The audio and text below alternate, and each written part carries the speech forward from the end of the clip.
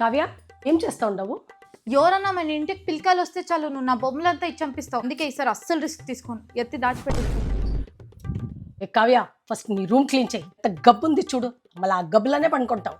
ఆ పిల్లకాయలు ఏమైనా ఇది చూసినారంటే ఇంట్లో పోయి వాళ్ళ అమ్మకి చెప్తారు.